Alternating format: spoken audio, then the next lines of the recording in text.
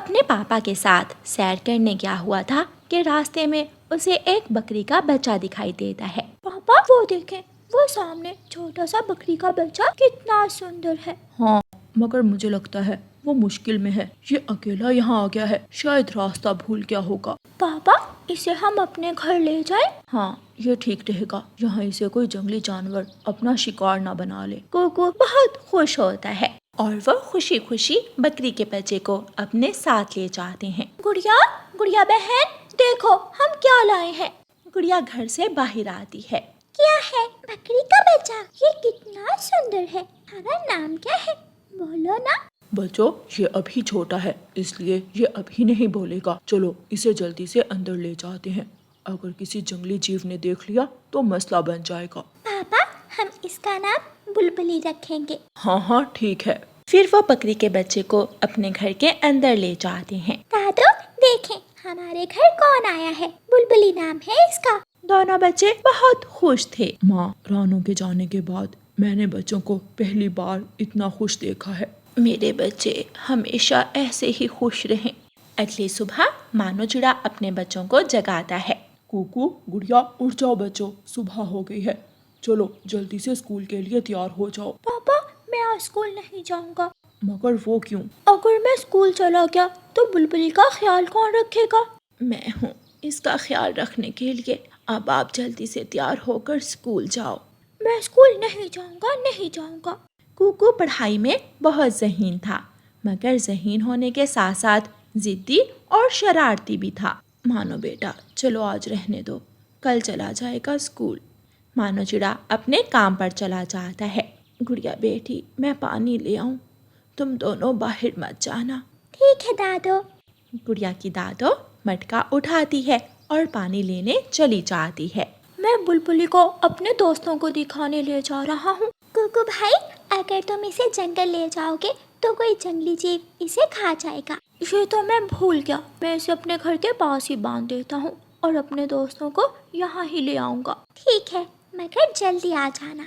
कुकू जल्दी से उठता है और अपने दोस्त कीकी और जग्गू को लेकर आ जाता है। कीकी और जग्गू ये देखो, ये हमारी बकरी है, इसका नाम बुलबुली है। चलो हम इसके साथ खेलते हैं। जग्गू के पास एक बॉल थी। जग्गू बॉल उठाकर बुलबुली की तरफ फेंकता है। बॉल जाकर बुलबुली को लगती है।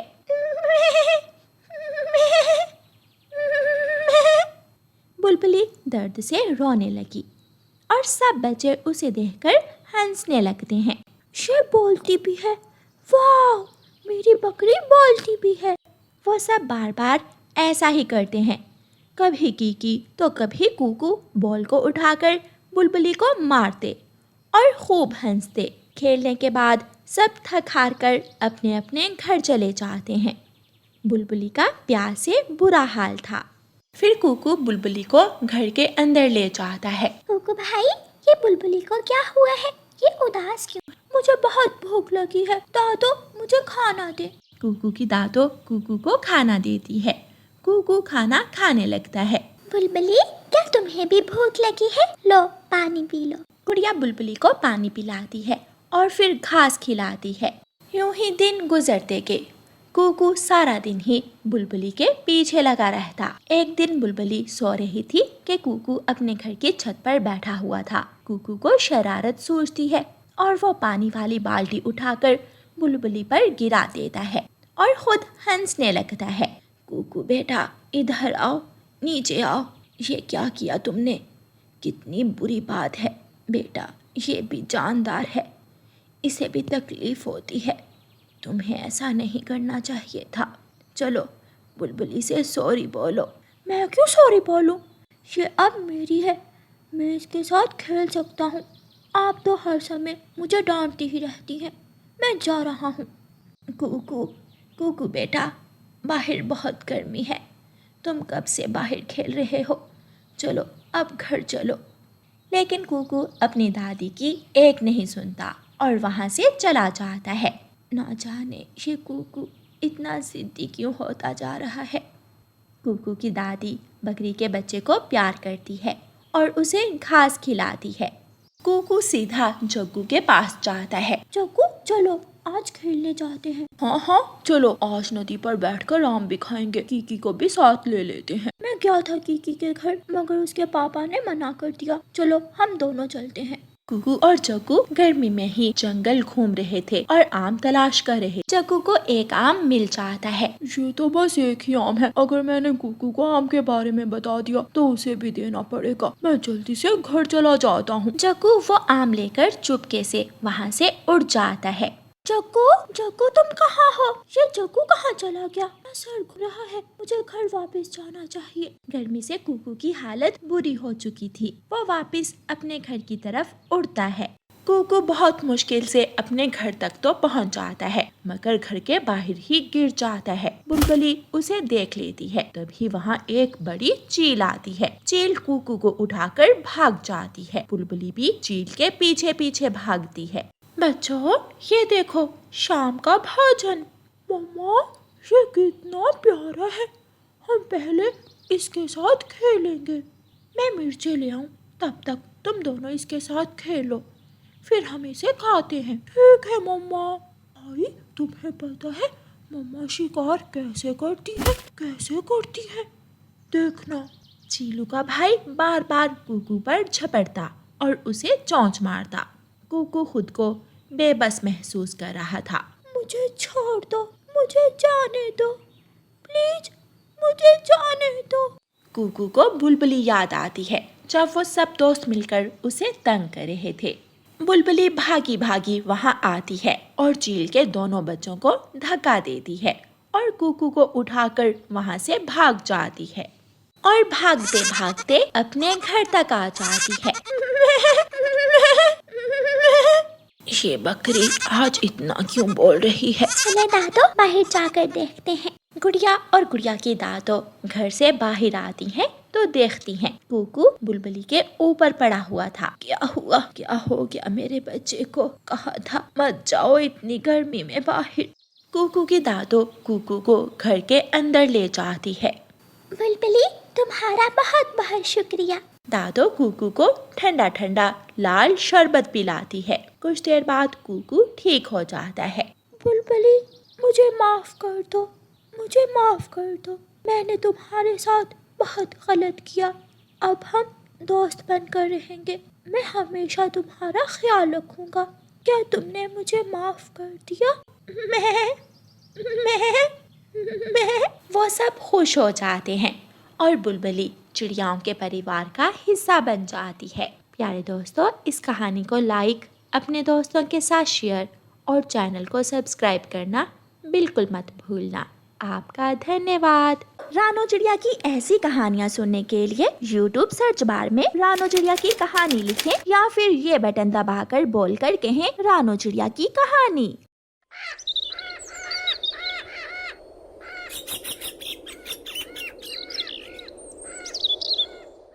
जंगल के सभी पक्षी मिलजुल कर रहते और मिलजुल कर ही सारे काम किया करते थे। कुछ दिनों से जंगल में भोजन की कमी हो गई थी। सभी पक्षी बहुत परेशान थे। कुकू बेटा, जाओ और अंकल कबूतर और अंकल तोते को बुला कर लाओ, और गुड़िया आप गौरी आंटी और बुलबुल आंटी को बुला कर लाओ। मम्मा, सब ठीक तो है ना? आप आज सब पक्षियों को क्यों जमा कर रही है? बेटा, जंगल में अनाज की बहुत कमी होती जा रही है। आज भी बहुत मुश्किल से भोजन मिला है। आप दोनों जल्दी से जाओ और पक्षियों को बड़े पेड़ के नीचे जमा करो।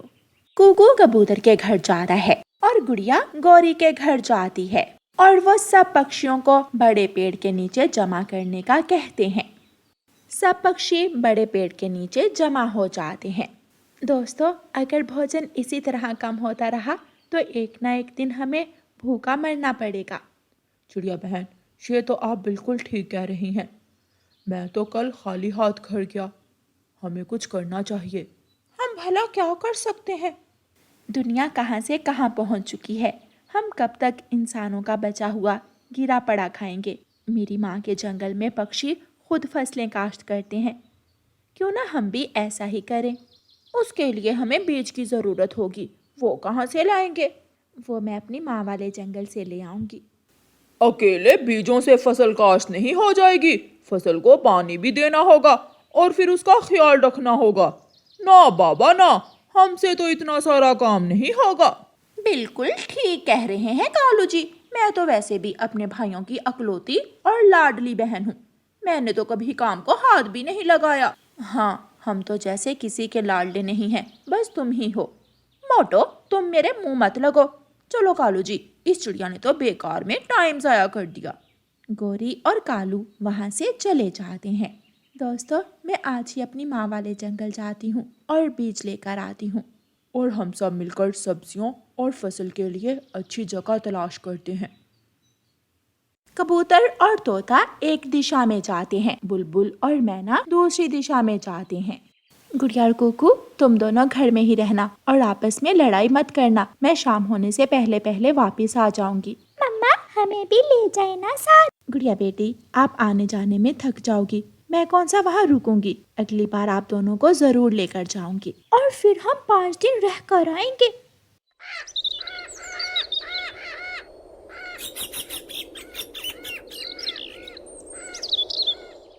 फिर रानो चिड़िया अपनी माँ वाले जंगल की तरफ सफर शुरू करती है और जल्द ही अपनी माँ के घर पहुँच जाती है।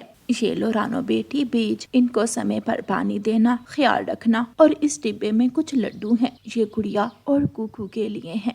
ठीक है माँ जी, अब मैं चलती हूँ। गुड़िया और कुकू को मेरा प्यार देना। जी माँ, आप भी अपना ख्याल रखना। तोते यार, ये जगह फसल लगाने के लिए ठीक रहेगी और नदी भी पास ही है, पानी लगाने में भी आसानी होगी। तोता और कबूतर मिलकर पानी के लिए रास्ता बनाते हैं और जमीन को नरम करने का काम शुरू करते हैं। रानो चिड़िया भी आ जाती है। ये बीज गंदम की फसल के हैं और ये सब्जियों के, मगर सब्जियां हम कहाँ लगाएंगे। बुलबुल और मैना भी आ जाती है। ये जगह अच्छी है, यही साथ ही हमें सब्जियां भी लगानी चाहिए। जंगल में हमें कहीं भी ऐसी जगह नहीं मिली, हर तरफ सूखा है, यहाँ नदी पास है। ये तो आप ठीक कह रही हैं। फिर वो सब दोस्त मिलकर वो बीज जमीन में लगाते हैं, एक तरफ सब्जियां और एक तरफ गंदम की फसल। शाम हो जाती है, सब पक्षी अपने अपने घरों को चले जाते हैं। आज तो थक गई मैं। गुड़िया और कुकू अपनी मम्मा को थका हुआ देखकर अपनी मम्मा के कंधे दबाने लगते हैं। हम दोनों ने मिलकर आज आपके लिए चावल बनाए हैं। अच्छा, क्या बात है, मेरे बच्चे तो बहुत समझदार हो गए हैं, मैं अभी लेकर आती हूँ। गुड़िया रसोई में जाती है और सबके लिए चावल ले आती है। सब मिलकर चावल खाते हैं और सो जाते हैं। अगले दिन फिर सब पक्षी वहाँ जमा होते हैं। हमने बीज तो बो दिया, मगर पानी तो लगाया ही नहीं। इसका इंतजाम हमने पहले ही किया हुआ है। कबूतर अपने पंखों से नदी के करीब से मिट्टी हटाता है और पानी फसल को लगना शुरू हो जाता है। ये तो कमाल हो गया। कबूतर भाई, आपने ये सब कहाँ से सीखा है? मैंने ये सब इंसानों से सीखा है। गोरी कव्वी और कालू कव्वा दूर एक पेड़ पर बैठे सब पक्षियों को मिलकर काम करते हुए देख रहे थे। कालू जी, देखो तो इन बेवकूफों के काम, भला पक्षी भी फसल उगा सकते हैं। फिर गोरी कव्वी और कालू कव्वा पक्षियों के पास जाते हैं। क्या फायदा तुम्हारी इस मेहनत का? जब तक ये फसल बड़ी होगी तुम सब ना जाने जिंदा भी होगे या नहीं। अगर तुम इतने ही फारिग हो तो जाओ, जाकर अपने घर की मरम्मत कर लो। हमारा समय जाया मत करो। हमारा घर टूटा हो या जुड़ा हो, तुम्हें इससे क्या। चलो कालू जी, चले। समय गुजरते पता ही नहीं चलता। वो समय भी आ जाता है जब पक्षियों की मेहनत रंग लाती है। उनकी फसल पक जाती है और सब्जियां भी खूब बड़ी हो गई थी। लाल लाल टमाटर बहुत खूबसूरत लग रहे थे। सब पक्षी अपनी टोकरियां सब्जियों से भर भर कर अपने घर ले जाते। गौरी, अब हम क्या करें? जंगल में तो हर तरफ भोजन खत्म हो गया है, अब तो हम भूख से मरेंगे। कालू जी, मेरे पास एक आइडिया है। बताओ बताओ गौरी। जो पक्षियों ने फसल उगाई है वो दिन के समय उनकी और रात के समय हमारी। वो दोनों हंसने लगते हैं। रात हो जाती है। गौरी और कालू सब्जियों के खेत में जाकर सब्जियां खाने ही लगते हैं कि हर तरफ घंटियां बजने लगती हैं। सब पक्षी वहाँ जमा हो जाते हैं और गौरी और कालू की खूब धुलाई करते हैं। लाडली बहन चोरी करने आई है। तुम्हें क्या लगा था कि हमने तुम जैसे चोरों का कोई इंतजाम नहीं किया होगा? गौरी और कालू मार खाने के बाद रोते हुए वहाँ से चले जाते हैं। काश हमने भी थोड़ी मेहनत की होती तो आज हम भी सुकून से भोजन खाते। हाय मेरा पेट, कालू जी भूख के मारे मेरी जान निकल रही है। हाय। ऐसे गोरी और कालू भूखे पेट बैठे रोते रहते हैं। प्यारे दोस्तों, कहानी को लाइक, अपने दोस्तों के साथ शेयर और चैनल को सब्सक्राइब करना बिल्कुल मत भूलना। आपका धन्यवाद।